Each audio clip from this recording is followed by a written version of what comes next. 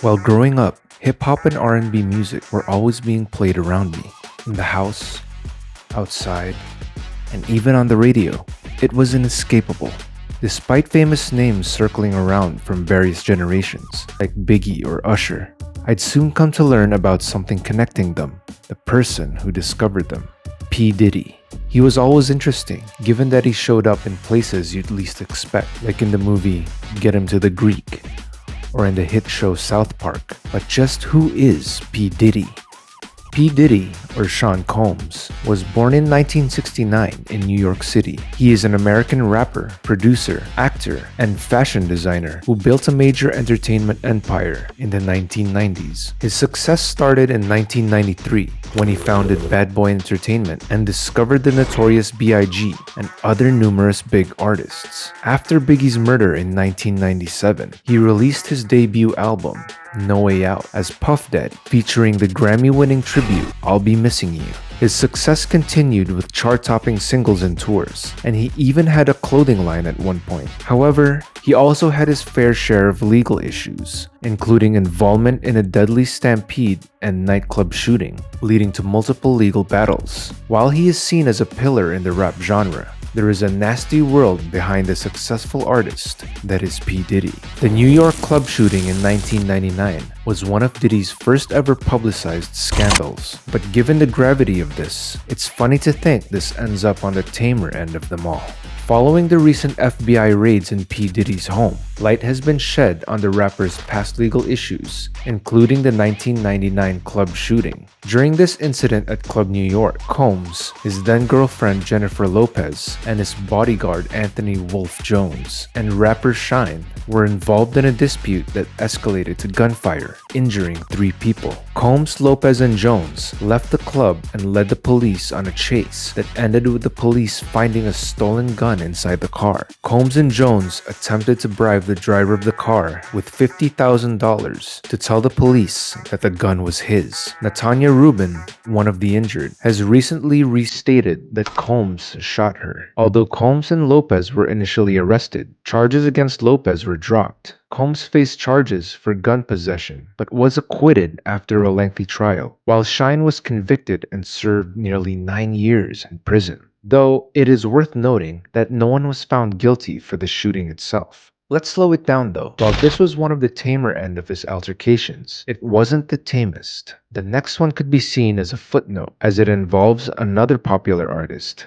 J. Cole. Enter J. Cole, known for his low-key lifestyle in North Carolina. He rarely finds himself in scandalous situations. However, in 2013, he found himself in a scuffle with P. Diddy at an MTV Award after-party. During this time, Diddy confronted Kendrick Lamar over his verse in Control. The confrontation allegedly led to Diddy attempting to pour a drink on Kendrick, and that's where J. Cole stepped in, leading to an alleged fight between P. Diddy and J. Cole. Though after the altercation, there didn't seem to be any animosity between the two rappers. Diddy downplayed the incident on Twitter, and Cole referenced it humorously in his song, Let Go My Hand, reflecting on his past and the lessons for his son.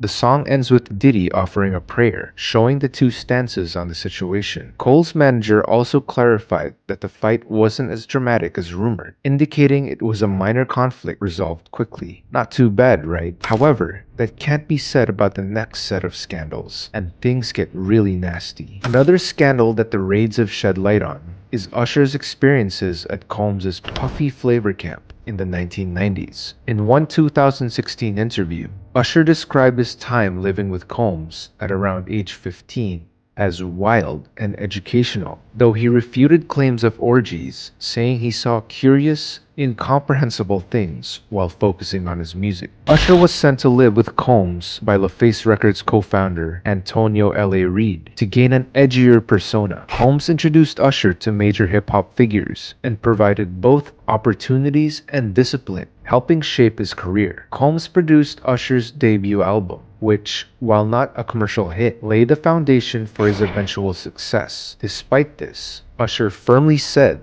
that he wouldn't let his own kids attend Puffy Camp. It was also later revealed that Diddy had also spent 48 hours with the baby singer Justin Bieber, then aged 14, and it's speculated that Bieber undoubtedly saw things he shouldn't have seen at his age. Yet this isn't the end of Diddy's numerous scandals that he leaves in his trail. While nothing was explicitly confirmed by both Usher and Justin Bieber, it's clear to assume the environment they were in were not suitable for people their age, and it prompts the question, if Diddy is willing to expose kids to this type of harmful and inappropriate environment, what else is he willing to do? Sadly, this question is answered with the next and biggest scandal he's been involved in, Cassie Ventura case. All these scandals initially came back into the limelight because Combs issued an apology after a surveillance video was released, showing him physically assaulting his then-girlfriend, Cassie Ventura, in 2016. This, alongside the mountains of other allegations against him, sparked the FBI raids on his homes. In 2016,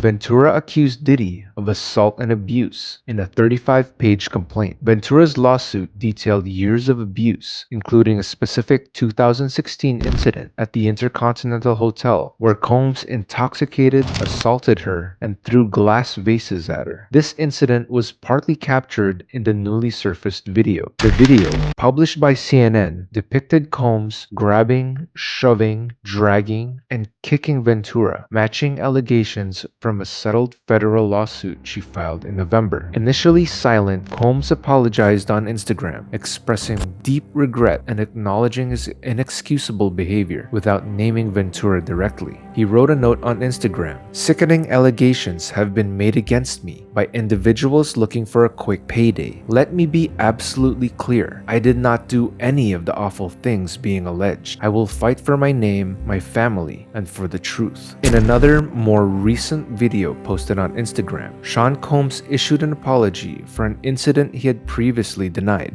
"It's so difficult to reflect on the darkest times in your life, but sometimes you gotta do that," Combs said.